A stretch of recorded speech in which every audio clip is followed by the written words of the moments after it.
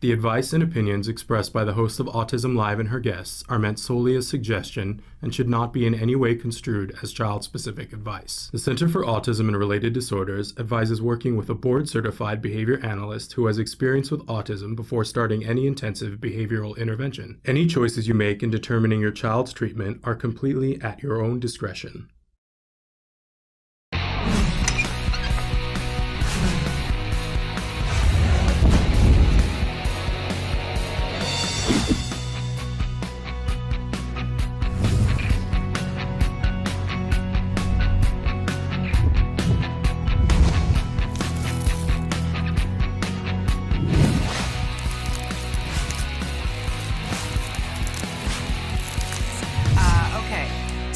Shannon and Dr. Doreen, just wanted to start by thanking you both. You're amazing. God bless you both. My question is, how can I reduce the time my 4-year-old spends trying to make letters with his hands and arms and even talking about the ABCs? He'll say things like P is for Papa, M is for Mom, C is for Cat, etc. He's learning to read some words and even write like 10 different words like dog, mom, wow, dad, etc. That's the good part of all this. If I can give him a coloring book, he'll color for a few seconds, then starts to write letters. And a lot of times they don't make any words, like he'll write H, B, C, P, D, etc. If I give him a notebook, he writes words that can be read and a lot that can't be read too, forever if I would let him. I know there's some really good things about this, and I'm just really stressing thinking about the first thing my 4-year-old talks and thinks about when he wakes up is letters. And she says help with 3 Ps. And sorry for the long question. Never apologize for your questions, and we love more details, so that's all good. And she says, God bless you guys again.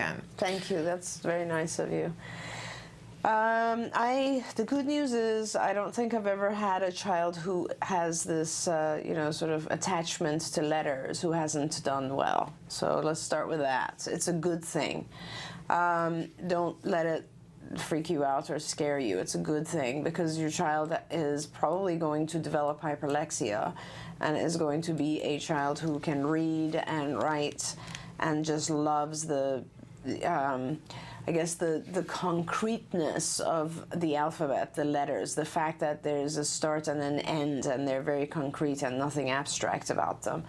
So, and that's perfectly fine. What you do is, a lot of what you've been doing is good in terms of you will, essentially, you're going to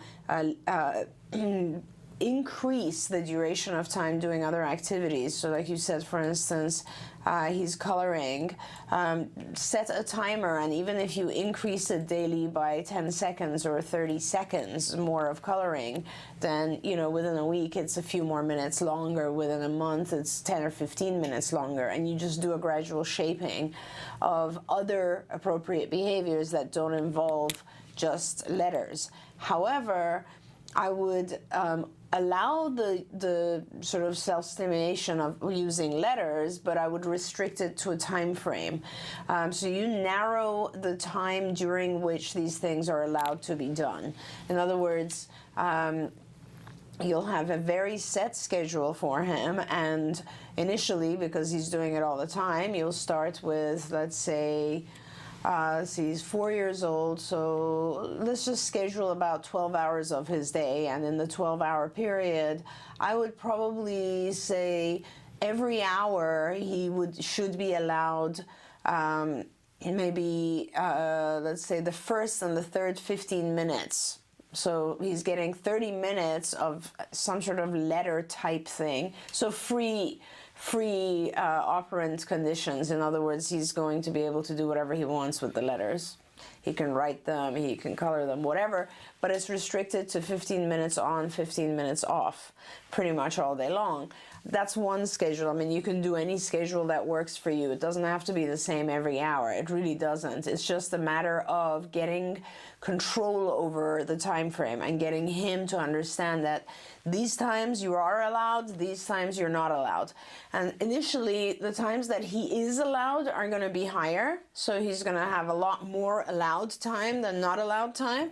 And then gradually, you're going to reverse that schedule. Very, very gradually, you're going to reduce the times that are allowed and increase the times that are not allowed. And then, so sort of the red flag times and the green flag times. And then but always as you decrease this over a long period of time, let's say 6 months, but keep in mind that you're never going to really eliminate it because you want to keep it. It's a high reinforcer for him, and it'll actually end up becoming useful. It's only considered self-stimulatory in nature right now because it's so obsessive, it's so long and lengthy and time-consuming that it deprives him of attending to other things. Once you start to get it to a controllable level, he'll actually start attending to other things more as well and engaging in other things. So it won't really be negative or self-stimulatory in nature anymore. It'll just be reinforcing. And it'll be important to maintain that period of time where he's doing letter activities. Don't worry about the fact that he writes letters that don't produce words. Trust me, he will teach himself reading, writing. He will go heavily into the use of letters. You won't even have to do it. In fact, by the time he's ready for school, he'll be way ahead of his peers in terms of academically understanding letters and labels and all this sort of stuff. Don't be afraid of buying him stuff that's going to encourage that. Okay. Like things that have blocks with letters on them that go with objects, or matching cards that have 3-letter words and objects. Don't be afraid of that. This is something he's good at. This is something that he wants to do. Let him do it.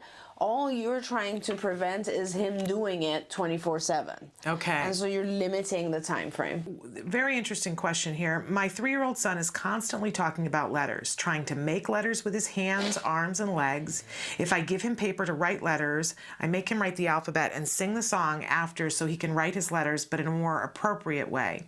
But then later on, he'll say stuff like M is for monkey, C is for cat, when he sees the letters somewhere, and even when he's not seeing them, he has a wooden letter and he is constantly asking me to give them to him so he can use them. But what I do is use them as reinforcement when we're doing some kind of learning activity. My question is, how can I minimize the time that he's spending talking about letters and trying to make them with his arms and legs, but in the same way I don't want to just stop completely because I feel like he'll be too anxious and stressed if I do that. Which is the right way to do it? Sometimes I tell him to stop and give him paper and then write his letters there. Plus, he's very calm when he's doing that. And we had a couple of people writing in about letters. And somebody asked me, is that hyperlexia or is that something different? When they're obsessed with letters, and is that something different than hyperlexia? It's definitely, well, okay, so, I mean, gosh, I have so many things to say about this. We should answer their question before mine. How rude of me that I photobombed, I question bombed. Okay, let's answer her question. Then we'll talk about hyperlexia. We'll talk about this in a minute. I mean, the good news is, so let's start with this. The good news is whenever I have a child who's obsessing with numbers or letters, they tend to be highly intelligent. Okay. So, I mean, I'm just throwing that out because there's no study on this, but it's just my gut feeling that I think the majority of my kids who have been obsessed with numbers or letters end up having very high intelligence on their tests. So that's good. So it's like there's a laser. We just got to figure out where to point it, right? Yes, and I'll talk about that. Okay. And in regards to your question, which actually does kind of fit into this, is that hyperlexic kids as a whole tend to be higher IQ as well. Like hyperlexic kids always really do well because they are so hyperlexic, and we can use writing and reading to prompt them for a number of things. So, and hyperlexia is just the being able to identify sort of the symbolism of letters earlier than typical. So very good readers. These are the kids who teach themselves to read at age 3 or 2. Extremely high functioning kids. But that doesn't necessarily mean, not all kids who are obsessed with letters become hyperlexic, but I would say probably the majority do. Okay, so now what I would suggest you do, and it's funny that parents are just so intuitive about this stuff, and they just so get it, like no other, people in the field, the professionals never get it the way a parent gets it. You're the only person who thinks that, and that's one of the reasons why you're so wonderful, because nobody else gives us any credit. These are things I learned from parents and from having seen thousands of kids, Like one of my kids, if I mentioned to you just recently, one of my kids who was obsessed with letters, actually is now recovered, said, I do this when I'm overwhelmed, you Yeah. know, and mom is pointing to that. It's absolutely true. You're right. A lot of our kids do the self-stimulatory stuff they do when they're overwhelmed. And that's why I've always said the word self-stimulatory is kind of a silly word. It should be more like self-soothing. Yeah. Because most of the reason our kids do these activities is because they're trying to calm down, you know? So I also don't think you should necessarily take it away, but I do agree that you should make it very sort of appear normal, let's say, you know, fit into his or her life and society, and you should limit the time frame. That's always the success factor. So with a lot of my kids, they become very obsessed with something, and what we do is we permit it during a specific time frame and not permit it during other time frames. So when, depending on your child's functioning level, if it occurs outside of that time, then they are either losing tokens or, you know, losing access to a toy or some sort of response cost. And the rules are that you will be reinforced actually initially, so that the child realizes, well, there's a big difference. I get reinforcers if I do it from this time to this time, and I lose reinforcers if I do it anytime outside of that. Now, when I say from this time to this time, if your child has any comprehension of time, obviously that's great. If they don't, it's just, you could use things like, you know, at recess, before breakfast, you know, after lunch, or whatever it is, and you give a time frame and you actually set a timer. And during that time, initially you can let the child go to town on it, you know, do whatever they want to do, but then you want to start to shape it to a more appropriate type of thing, like for instance what you've done. But hey, if your child's so much into this, like just start teaching them to write. Get them those tracing pads that actually start having the child write letters, then start having words. Get them one of the electronic, what are they called? Frog. The leapfrog, the leap pads, and that. Yes, we gave some great ones away at Christmas time where they an interactive reader where they can write things. Exactly. And it tells them when they've gone off the line. Exactly. And it asks them questions. And how wonderful that you know, your child's obsessed with something that they're going to be doing for the rest of their lives, reading and writing. Yes. So get It's them a into quality that. problem. It's a quality, but it's a problem nonetheless. I can understand why she's concerned. Now, I think that you said something else about the child holds or touches letters, or what There's a was that? wooden letter Right. that he wants to hold. Right. Let me find a place in that. So I want to come back to that issue, which is kind of, it's just a different aspect of the same thing. Is whenever you have your child wanting to hold something, it's a very much it's a lower way of saying, like a smaller version of hoarding.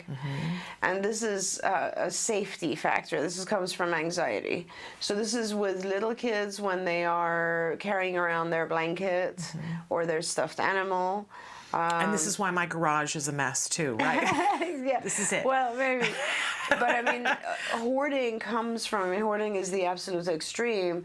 The minimal version of it with every child, they usually have a favorite object, a favorite stuffed animal, a favorite whatever, and you know, everything depends on having that with them. And that's just security. That's just a security blanket. That's all it is.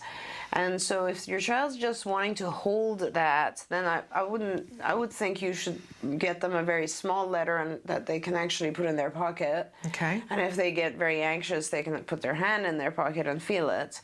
I also think that over time this object will change. I don't think it could very much be just a letter because of the fact that your child is very good with letters. Like, so, but it doesn't matter. I mean, at this point, this is the object, and so you want to be able to allow your child to have that. However, if they're rubbing their hands on the object, then it could also be a sensory need. Like, you really need to figure out what the reason is for each of the behaviors and not assume that it's just because it's a letter.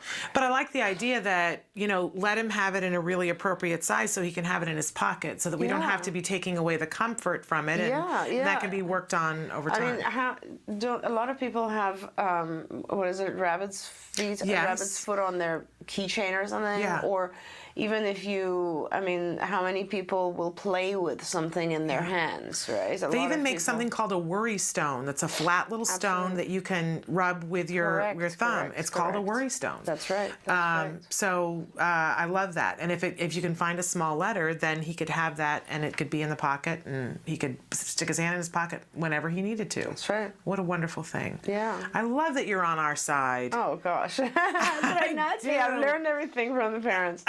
Okay, next question. How do you work on getting them to talk about things other than what they're obsessed about? I'm grateful he's talking, but I don't want to talk about Minecraft all day.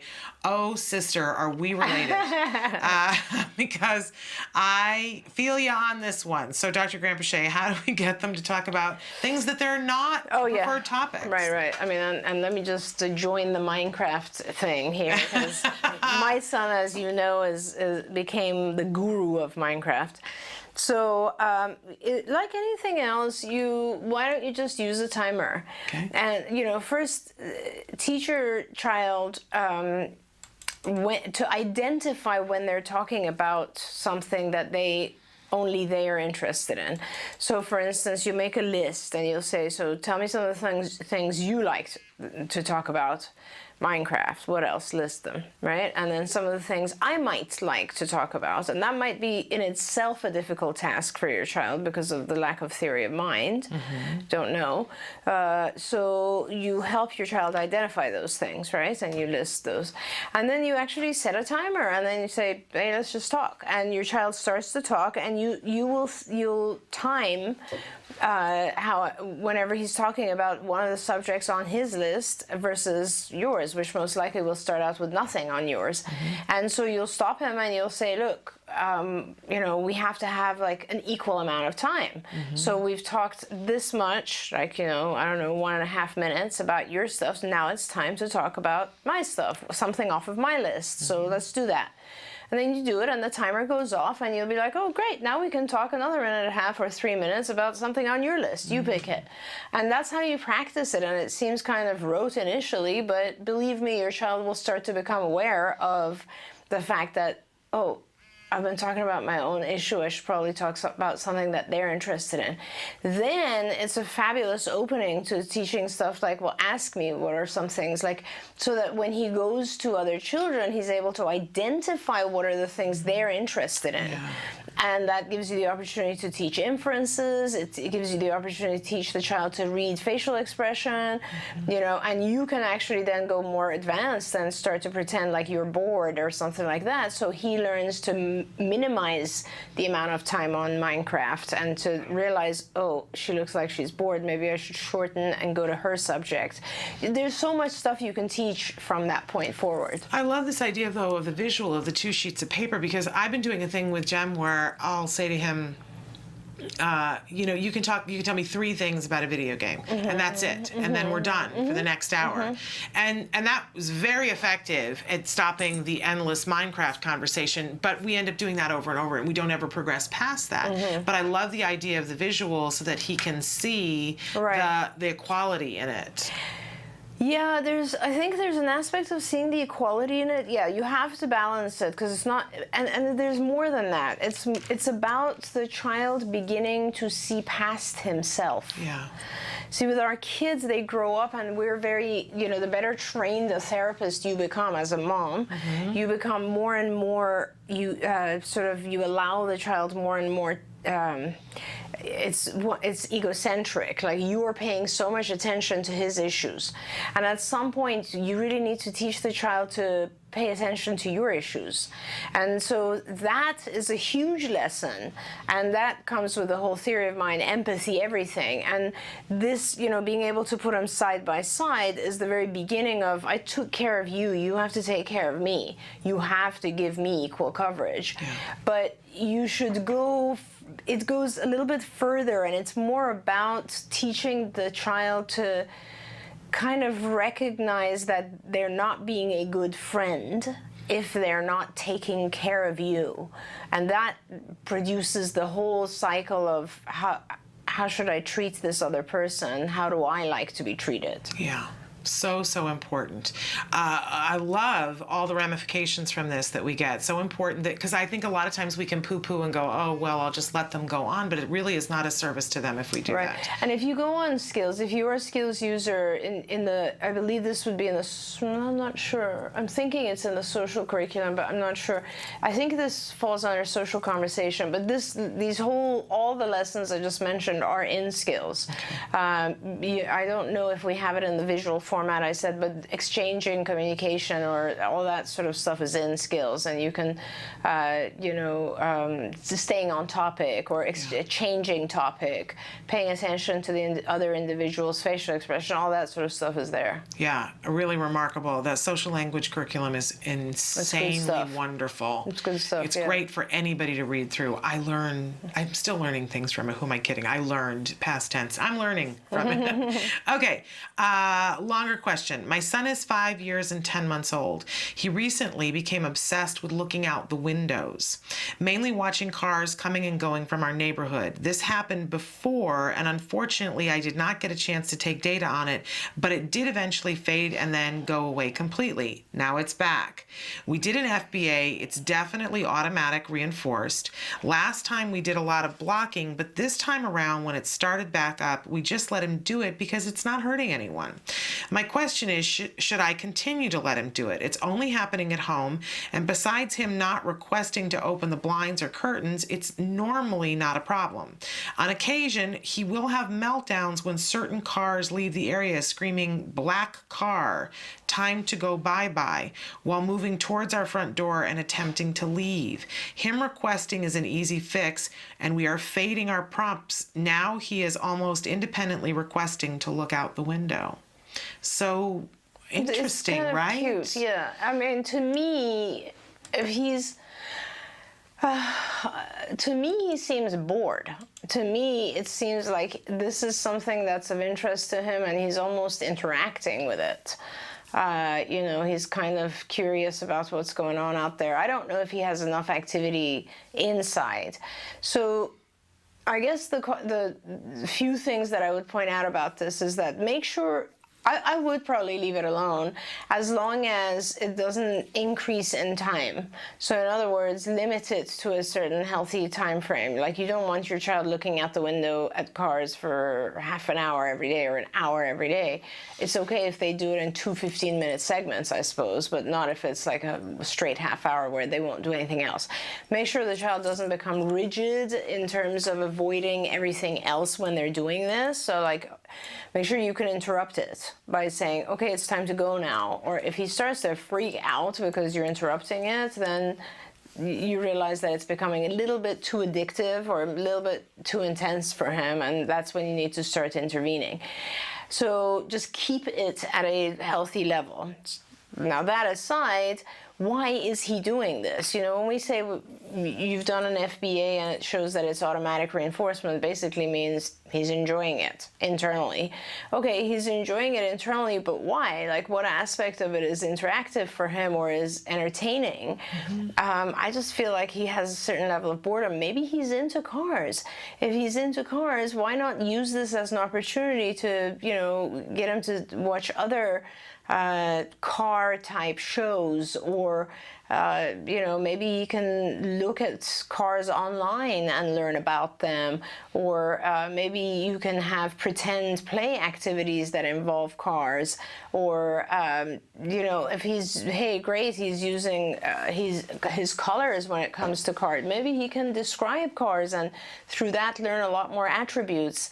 So take the positives, absolutely, but just make sure that you're limiting it so that it doesn't start to become an obsessive behavior. Okay, can I tell you what I'm worried about? Yes, the please. Sentence that she says, on occasion he will have meltdowns when certain cars leave the area screaming, "Black car, time to go bye-bye," while moving towards our front door and attempting to leave. Yes, that's good the point. part that worries me, because and of course I'm curious why why is it the black car leaving and he says time to go bye-bye? Like he wants to go bye-bye with that car. But does it say the car is leaving? It looks like the car, she says, is leaving the area. So if a car is leaving the neighborhood, then he thinks it's time to go and is going to the door. Right. And he's 5, almost 6. So at some point he's going to be able to get that door open, I'm worried. Yes. So of course that's a safety issue and you need to be very, very careful with that. Secondly, you need to, clearly he's exhibiting some sort of anxiety about the car leaving, which I think is a great opportunity for you to actually teach him that cars come and go and that there's a world of cars.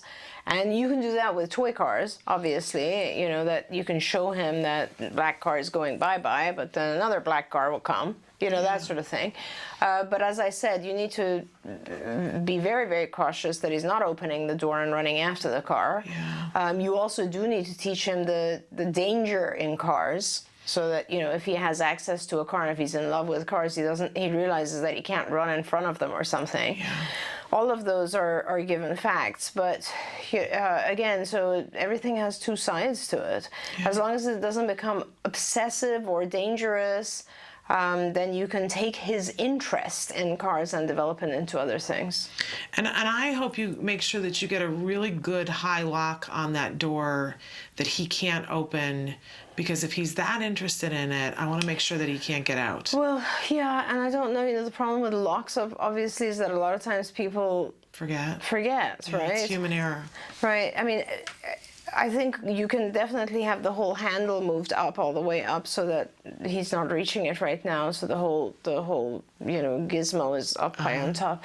But they have these very good devices now that are automatically on the door that'll beep if the door's open. Right, the little alarms, and they're fairly inexpensive. It's a little box. Yeah, very inexpensive. I think they're less than $20, and there's a little box like that, and you put it on the door, and it will beep when it's opened. So it's sort of a magnetic contact, and that's a perfect way as well of tracking things. But you also want to teach him. You have to teach him, not just prevent it, but teach him that he can see those things and that he shouldn't run after them. And I think the running after it is his anxiety that this car is leaving and he will never see it again.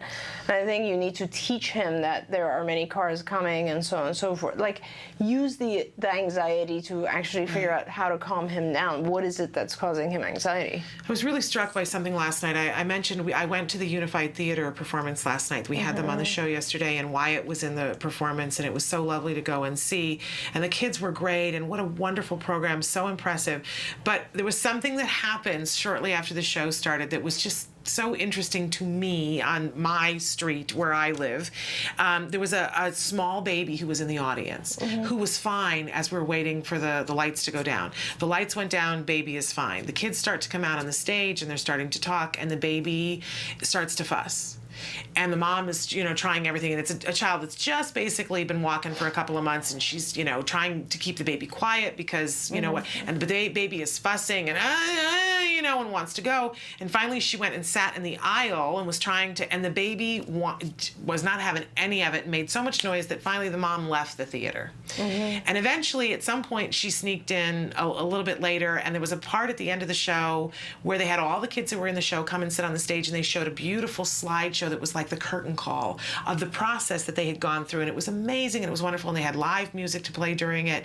But at some point the mom came back in with the baby, and the baby walked out into the middle of the stage and was just the happiest child. She wanted to be on the stage with those kids because her sister was on there. And it didn't matter. We didn't know that in the audience. It could have been that she wanted a drink. It could have been that she didn't like being in the dark. But then once you saw that baby on the stage, she was thrilled. And as they were going around and giving flowers to each one of the kids, the baby went over and held its hand out like, it's my turn. And her body language was, and then she went over and wanted to take the microphone. This was a child who wanted to be there in the mix. But it would have been all too easy for us to misread it and say, oh, the baby just can't hang for the performance. Not at all. She was Baby wanted fine. to be in the performance.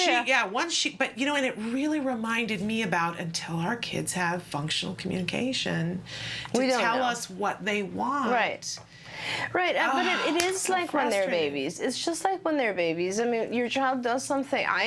With my kids, I know I would sit there and I'd give a million options. I'd be like, yes, black car, bye-bye, or Yeah. but what, so what? Another car's coming back, and I'd keep talking until I'd see my child's reaction change, and then kind of like, oh, okay. And I think we can't make assumptions. Right. We have to recognize that our children are behaving the way they are for some reason. Yeah. They're trying to tell exactly. us something, you know, and it's important to try to figure out what that is. Yeah. Yeah, because in the meantime, especially whenever we look at elopement and wandering, that a lot of, not all the time, sometimes it's to get away from something, but sometimes it's to go to something. Definitely. It's to go after something because they like the way it looks or is, or they don't want it to disappear, or they don't have the concept of object permanence, that something's gone, but it's not gone for good. You know, Right, it still is right. permanent. It's there. And those types of things are very, very important because they can be pretty disturbing. I mean, Yeah. this is like what leads to kids who have separation anxiety. They think when their mom walks away, she's gone for good. Yeah. The concept of I will see her again in 10 minutes doesn't exist. And, you know, you should teach your child those things that will help them calm down quite a bit. They've written in some more. She says, my son Okay. picks that same black car because it's the same not make model as my car. He is also obsessed with another car that is navy blue that is the same not model of my car. Even though our cars look different, he has managed to figure out that they are all the same make. Interesting. Same make, not model. I see. So it's the same type of car, but not the same model of the car. Interesting. Right. So this is what I love about our kids. So like it's a Honda or something, Right. or like it's a Mercedes or whatever it is. And so basically your child is, that's very interesting. That could mean a lot of different things. Yeah. You know, I'm wondering if you're, first of all, I have so many thoughts. I love our kids. They're so fascinating. They're just so And fascinating. someday you're going to be able to look back and talk about this and hopefully know exactly what it is. And he'll be able to tell you. But until then, Absolutely. So, first of all, so clearly your child is one of those kids who memorizes very interesting facts. So, you know, get him engaged in other aspects of sorting. This is basically sorting. You know, these are all Mercedes, these are all Hondas, these are all whatever, Toyotas, and so on and so forth. And that's cool. That's an activity. And it's actually a cool activity for later in life. Like I can see my son now who's 15 and all of his buddies, it's all about cars, right? Because they're at the age where they're getting cars, and everybody, my son knows, I throw out a name, he'll know exactly what year, model, whatever it is, you know, it's crazy. So, so that's an activity that your child could engage in separately. The fact that it's the same make as your car, I don't know if he's artistic. Does he like the logo? Is that what's attracting him? Or is it simply that it is your car? Does he panic because he thinks your car is leaving? I don't know. There's so many different... Are you there when he panics like that? Yeah. Has your car ever been driven away with you at home? Like, and what attached that happened? Right, you know? right. Did he miss out on something because the car drove away once? You wonder. There is a reason, though, that would make sense to us, that he's sort of trying to go. It could be something as simple as a puzzle piece is missing now, because all the cars with this particular make are in the neighborhood and all is fine, and now it's gone and there's an empty hole there. It could be something as simple as that. You really do need to find out though what it is, because you need to be able to teach him that it's okay. Right. So that he doesn't try to run after it. Right. You know, and that's very important. So our jargon for today, you can see it there on the board, is perseveration. Now, I don't know about you. I probably heard this term before my child was diagnosed with autism, but I don't think I dwelled on it. And it wasn't something that I heard people use in conversation. It just wasn't. I always heard that we want to persevere, right? That being able to persevere was something that was good and a skill that would serve you well. Then suddenly when my son was diagnosed with autism, I would hear people talk about he's perseverating, he's perseverating. So what does this mean? And is it something negative or is it something positive? Or is it like a lot of things, it could be what it could be?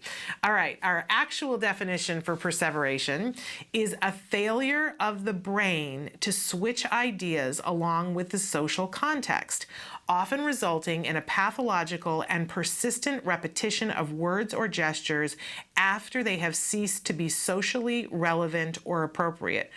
Ooh, that doesn't sound very good, right? The very wordy definition, and you get bogged down in, oh, it's a failure of the brain. Oh my gosh, sounds like a really horrible, horrible thing. Let's take a look at our working definition so that we get a little bit clearer picture. Perseveration, the functionless repetition of a behavior or response, such as repeating a word or a phrase or making a gesture when it's no longer appropriate. So when people write in and ask us, what's the difference between, having a passion for something and perseverating on it, we really are looking at, it's not a bad thing to be passionate about something. Let's say that you love Buzz Lightyear, because a lot of our kids do. They love Buzz Lightyear, and it's something that, they're playing and they're talking to other kids and they're talking about Buzz Lightyear. That's being passionate about something. They see Buzz Lightyear on the television and they're excited about it. We don't want to squash that passion, right? We never want to squash passion. But for some of our kids, they can get into a loop where all they can talk about is Buzz Lightyear or fill in the blank of whatever it might be, and they can't get out of it. So they'll go up to another child and they'll start to talk about Buzz Lightyear, and there's a portion of the conversation that serves a purpose. They're talking about Buzz Lightyear to the other kid, and the other kid goes, I love Buzz Lightyear too, and it's wonderful. But then the other child might move on to something else, and sometimes an individual who's perseverating can't. They get stuck in it, and now it's no longer serving a purpose, and it becomes more of a liability to them. So when we're talking about perseveration, this is what we're talking about, when it no longer ceases to serve a purpose or be socially relevant. Now, are there ways that we can channel perseveration into something that's productive? Absolutely. We've talked a lot on the show about how sometimes our kids have strengths that they get a little perseverative about, and if we can channel that properly into something that's meaningful to them and serves a purpose. If you look at people who are the most successful in life, they're people who are really passionate and focused on something. But on the other side of that, besides channeling the passion, we have to also make sure that we teach and plug in flexibility so that there is the ability to stop. I think even with those people who are wildly successful at something because they're really passionate about it, if they don't have a way that they can turn that off from time to time, it can become stressful. So perseveration is something that we really want to be careful about, that we really want to be mindful. We want to channel it when possible, and we want to really work on flexibility and reward somebody being able to get off of the thing that they're perseverating on and go to something else. Our kids can perseverate on so many different things, and it can affect their life in so many ways. When my son was little, he perseverated on vacuum cleaners. If a vacuum cleaner came out while we were doing anything, everything else was over, because he was going to just be about the vacuum cleaner, and we would have to put it away for him to get moved on to something else. And even then, if he knew where it was, he would perseverate on it. Same thing with drains. Any type of a drain, if we were walking around the street and there was a drain, he would focus on that. If he was in the bathtub, he would be focused on the drain. If he was in the bathroom, he was focused on where does the water go down, which makes it hard to potty train an individual. We worked on all of those things, and it can get very creative when you work on perseveration. One of the things that we did when he was 3.5, we gave him a camera and let him go and take pictures of the world that he wanted to take. And I don't know why to this day, but he went and took pictures of a bunch of drains, and then he didn't need to perseverate on them anymore. Don't know why. Won't that be that way with every child, but we get creative when we work on perseveration. Great. And then she went on to write another question. She said, haircut mom again. Love this. Can we use an obsessive/preferred item activity as a reinforcer?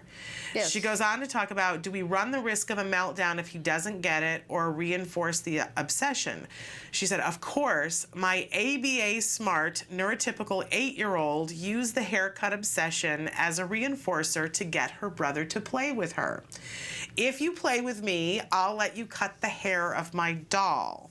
This was 2 weeks ago, and I just found out. Our basic rule has always been no destruction of toys, but in this case, he had the okay from the owner, his sister. Should we allow this kind of trading to go on between siblings? I love it. This reinforces my concern that my son can easily be manipulated by anyone who knows his preferences.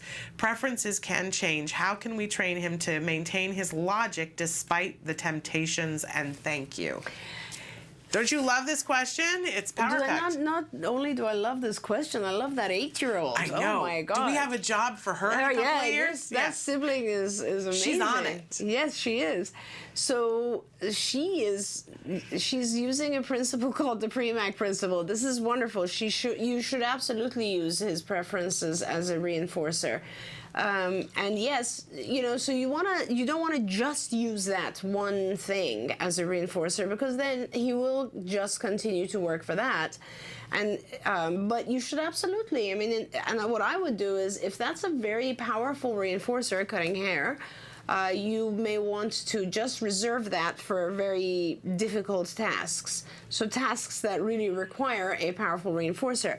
I love what your daughter did, or I'm assuming I think it is a daughter, yes. I just love that, because that's so appropriate. She's not, come play with my doll. The game itself could be cutting hair. I remember my daughter doing that with her friends when they were young. So that is perfectly fine. Don't worry about it becoming obsessive, because, in fact, the more we use a reinforcer, the more we satiate on it and move on to other reinforcers. It does have an obsessive nature, but then everything that is reinforcing to us is of somewhat of an obsessive nature to us. Like, if you really love donuts, you're going to end up eating a lot of donuts, and it becomes almost obsessive. Yeah. So we tend to want our reinforcers, and that's just the way it is. This is a reinforcer for him. I would not prevent it from happening at all times, first of all. Secondly, didn't we just last time decide he should become a hairstylist? And what are we talking about? At some point, he's going to have to learn how to do this right. Right. So yeah, I generally, let me use another example, Shannon, which people ask me all the time, which is computer, right? A lot of kids are just obsessed with computer. Yeah. But the truth is, I don't limit it. In fact, I go with the social norm. 10 years ago, maybe I would have said no computer, because not every kid was on the computer. But as time changed, you come to realize that if you're not on the computer, you're odd. Right? You have to be on the computer. In fact, you need to know these games that you play with other kids. And so then it became, okay, let's just do 1 hour or whatever it is. So you always have to look at the child's age, circumstances, what their friends are doing. That's what sets the norm, right? What we're trying to do is we're trying to fit our kids into the norm. So you always want to look around and say, okay, so what? And another portion of this question that was very good as well was, will this cause meltdowns? Yes, it will. And that's fantastic, because it gives you the opportunity to work with a meltdown. Yeah. It gives you the opportunity to teach him to transition in and out without meltdowns. Yeah. And if you were to avoid situations, you'd never have that opportunity. That's a really good thing for all of us to hear, because a lot of times when we get to ABA, it's because there's been a period of time when we have sidestepped every possible thing we can so that we will not get to the meltdown. Right. And what happens is that the ABA therapists come in and they create circumstances which will bring up the meltdown, and that brings up anxiety in the parents. But what happens is they're there working with us, and they show us that it's okay. Yeah, absolutely. And this is how we make progress, and then the meltdowns go away. But we've been used to walking down a different sidewalk, because that one has something they'll perseverate on. Right, and then by doing that, the child learns that their meltdown is very effective. And powerful. Yes. And also, my philosophy is anything that's related to fear, you have to do it. Yes. Right? So we tend to, I always tell parents, don't walk on eggshells around your child. Like, that's just ridiculous. The child ends up determining our behavior versus the other way around. Absolutely. Absolutely. I'm a pre-K intensive teacher for autistic 3 and 4-year-olds. I have one student that bites his nails obsessively. He chews on the ends of his fingers until they bleed. He does this all day long. Every time I look at him, his fingers are in his mouth. He also puts blocks, cars, and toys in his mouth and chews on them. What can I do to get him to stop this behavior? So as a BCBA, the first thing that I would do is complete an FBA, or a functional behavior assessment, because before we can develop a treatment plan and a set of strategies, we need to know what the function is or why this child is biting and mouthing objects in his fingers. So that's something where, being in the school district, hopefully this teacher has access to a BCBA who can help provide this functional behavior assessment to figure out what the function is. And some potential results of that assessment could be, maybe the child is doing this for a sensory reason. It just feels good internally. And in that case, we would want to look for replacement behaviors. So maybe giving that child a chewy tube or some jewelry to chew on instead of his fingers, or giving snacks like carrots and cucumbers that are crunchy and maybe give a little bit of that sensation instead of chewing. Another option might be that this behavior serves an attention function. So maybe the child's trying to get attention from others by biting his fingers and nails. And in that case, you would want to teach that kid to gain attention by tapping others. In the meantime, while you're waiting for an FBA, that functional behavior assessment, there are a couple things that you can do. What I would suggest is looking for times when the child isn't engaging in that mouthing and biting behavior. And it sounds like it's happening really often, so it might be hard to find those times, but maybe even if it's just snack time. Okay, his hands are out of his mouth when he's eating. That's something that you can build on and work on, and you would want to work on giving that child a lot of praise, a lot of reinforcement, a lot of good things when his hands aren't in his mouth, and then start building on those opportunities. Say, for example, the child doesn't put his fingers in his mouth when he's playing with blocks. You can give him blocks at other times and encourage that appropriate behavior. Next question. My 4-year-old has autism and he's high functioning. He is currently obsessed with his toy trains and stims with them by watching the wheels and by repetitively moving them back and forth. Yeah. He will do this as much as he can. Should I remove them altogether, or what would Dr. Doreen suggest? Yeah, I would probably at this point remove them altogether, unless there's someone there who can actually teach him how to play. And this is very, very common with our kids. A lot of our kids, when they first come in, the play with cars is like this, where they're looking at the wheels, or it's like this, where they're turning the wheels. And that is repetitive, rote, stereotypical behavior, self-stimulatory behavior. And we stop it. And every time the child does that, we just simply say, no, play with it right, and put it on the ground and start to teach pretend play and actual play going up and down bridges and roads and so on and so forth. So unless there's someone there, I would try to get rid of things with wheels just for now. The whole concept with self-stimulatory stuff is it becomes so rote that the child is so ingrained in doing that they are not paying attention to anything else in the environment. So that's why you sort of want to reduce those types of things, because you want the child to have attention and access to everything in their environment. If a child does that, by the way, they're probably also going to be staring at ceiling fans, anything that goes around in circles and so on. So you just have to be aware of that. And again, we don't know yet from a sensory perspective why some of our kids are so interested in things that are circular motion. Some of our kids, we don't know. And so having said that, if the child is able to minimize their need to do these types of things to very, very discrete periods of time that are limited and they're easily redirectable. Excuse me. So in other words, they're not spending their whole day doing this, then I would say you don't stress out about it too much, because it's fulfilling some need that we're not sure about yet.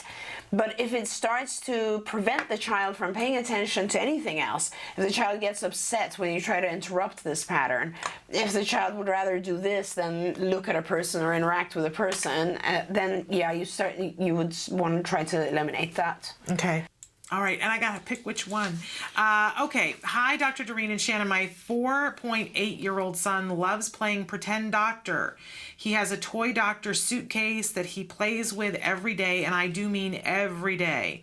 It's great because he uses his language and he even says, now is your turn to be the doctor. After he's done being the doctor, I put the toy away, but it's visible. So since he can't reach, he'll say, I want my doctor's suitcase. Sometimes I hide it and he'll start asking for it. When I tell him I don't know where where it is, he starts getting upset and saying, "Oh no, is it lost? We need to find it," etc. I feel like it's so routinely is the first toy he asks for every day, and sometimes plays with it twice a day. He plays with other toys too, but most of them I have to make him pick. Should I be concerned about him being obsessed with this one toy? And thank you so much. I love the show. We love you. Yeah, we do. That's such a cute question, too. I can just imagine this little guy insisting on his doctor's suitcase. That's adorable. Get it on video. Yeah, seriously. Oh no, we have to look for it. That's just so cute. I'm that's sorry. sort of I problem know. solving, right? It is absolutely. I mean, this is choose your. I mean, talk about this is a fabulous Quality situation. problem. Quality Good Lord, problem. I love it. Yeah, and I apologize that I'm laughing because I know in the moment you're probably pretty worried about it. But I just think that some of the things our kids do are so adorable. So a couple of different things to think about here. You don't have to hide the thing. You can just simply tell him, I want you to play with something else first, and let him. It's like any other child. Imagine if it's like a child who wants technology, or a child who wants a doll, or a child who wants a board game. It doesn't matter. You want to kind of teach every child to have access to other things, or have a more broader array of things that they play with. So just tell him first this, then we'll play doctor. And I'm sure it'll be forced to begin with, but you'll at least give him exposure to a multitude of different types of activities, and then he might, over time, find interest in something else. On the other hand, he may not, and that's no big deal either. Find activities that are similar to his doctor suitcase. You might put together a fireman suitcase, or a, something else, policeman suitcase, and do that with him. I mean, everybody has their own interests, and this is a good problem to have. He likes pretend play more than he likes other things. That's perfectly fine. So don't worry about this too much. I do. The importance of teaching our kids other games is because sometimes they won't have kids around them who want to play what they want to play. And sharing and turn-taking and paying attention to other people's cues and interests are extremely important social activities. So the best way, sounds like he's very high-functioning, give him a multitude of new types of suitcases, so he has an array, and then also give him a lot of other things that are not suitcases, so he has to learn to deal with those as well, and then have him practice those with other kids, so he's doing an equal balance of both. Okay. My 4-year-old started to do old ceiling fan obsessions meltdowns again. He hasn't done this in years. He could stare at them all day. He carries a high chair with him in every room so he could pull the string to turn them on and off. He pretty much climbs anything he can find. I'm scared he will hurt himself. I don't know what to do to distract him with this behavior. I did notice before his fixation with fans, it started in the beginning of spring. He got allergies and became more hyperactive, and he's on allergy meds, but it hasn't helped him. Please help. By the way, I love your show and I watch it every day, and we love you back. That's awesome. Yeah. I hate to tell you this, but when anything turns into a habit, you sort of have to block it and then gradually re-expose the individual to environmental factors. So, like, in other words, what I'm saying is we have to prevent him from doing this, and then we can actually gradually put him around ceiling fans under controlled environments, and not allow him to obsess on them. So behaviorally, the easiest way to do that, given that you're not going to follow him around all day long, is to remove the ceiling fans or somehow prevent them from working. Like maybe electrically manipulate the electricity so that that switch that turns them on doesn't turn on, and you can only turn them on with, let's say, or maybe not even that, just like don't turn them on for a week. And basically, he will lose his interest in that, and then two things will happen. One is you have to eventually reinstate them and prevent him. So before you reinstate the use of the ceiling fans, we need to now teach him something else to do so that he is engaged in some other activity that could potentially fulfill this desire to see, I don't know exactly what the function of this is, but from my particular perspective, this is a very common self-stimulatory behavior that happens, and it's not just within autism, by the way. It's sort of a repetitive type of behavior that happens in obsessive compulsive individuals. So to me personally, it increases with anxiety. And I think that you need to try to figure out kind of whether it was an allergic period or whatever it was. You need to kind of look at what instigated this return. Usually when our kids start to get a little anxious or overstressed or like there's too much on their plate, they start doing things that they used to do. It's sort of a fall back into a compulsive behavior that made them feel good. And by the way, that's not just our kids. We all do that, right? It's like overeating when we're stressed or whatever it is, right? So I would say basically you should stop the fans, remove them or turn them off electrically, and then engage him. Because otherwise the thing that will happen is he'll find some other thing that rotates, like a record player or I don't know, something else, and he'll start visually self-stimming on something else. So make sure that you don't allow that to happen. And then you gradually bring back the one fan at a time and turn the fan on for 3 minutes and have him do something else. If he starts looking at it again or obsessing, turn it off.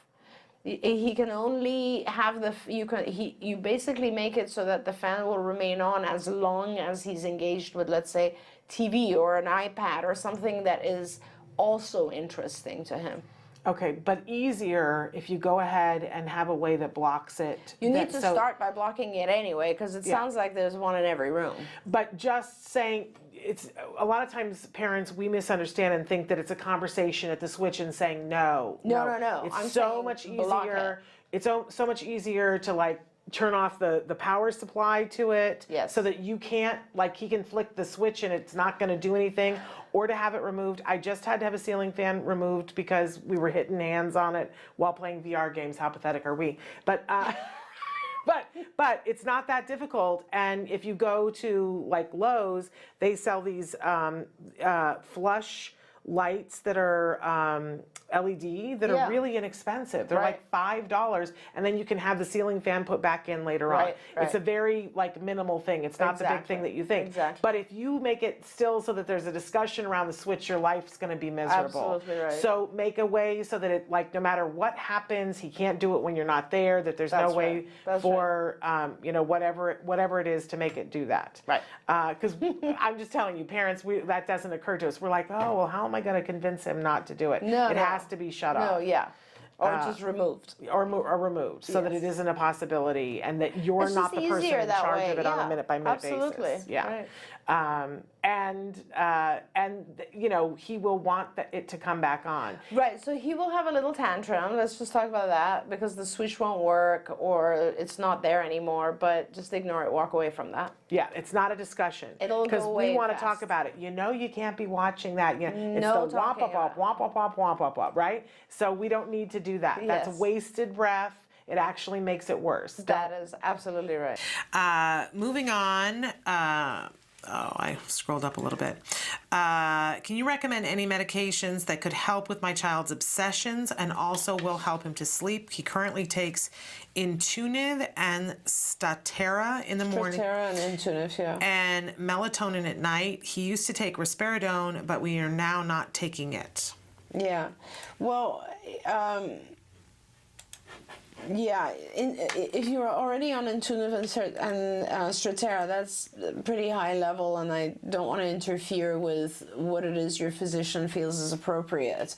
So I can't really comment on that, although you prompted me to mention that I'm in the process of speaking with a lovely developmental pediatrician. Did I tell you this, Shannon? I'm very, very excited about this, actually, and I hope that it happens, but I won't say her name yet because she's not on board with CARD yet, but it's a very wonderful lady who has been a developmental pediatrician for a very long time and is very involved in the field of autism, does all sorts of assessments and so on, and is also a BCBA, which is very, very, very that's rare. I rare. think there's 2 in the country. Wow. Who are MDs and BCBAs, but to have a developmental pediatrician who's a BCBA, and she has asked to join CARD, and I'm just out of my mind Yay. excited about it. Yes.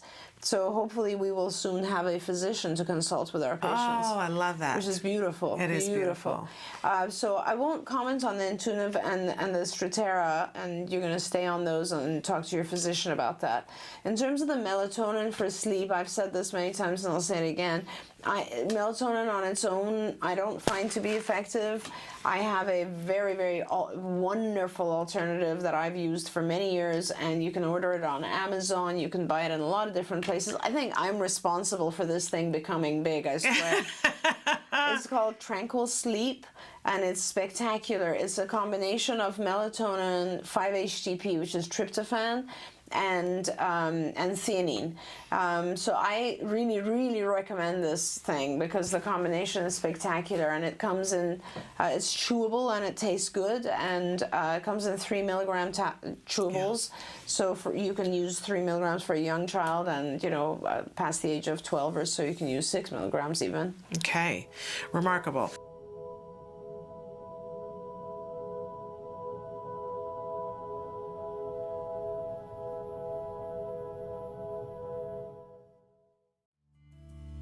Thanks for watching Autism Live. If you found anything helpful in this video, please give us a like. In fact, make sure that you smash that subscribe button on YouTube and give us a like on Facebook. You can also follow us on Twitter and Instagram for important updates. And please download our free podcast wherever you get your podcasts. See you next time. Until then, give your kiddos a hug from me and one for you too. Bye-bye for now.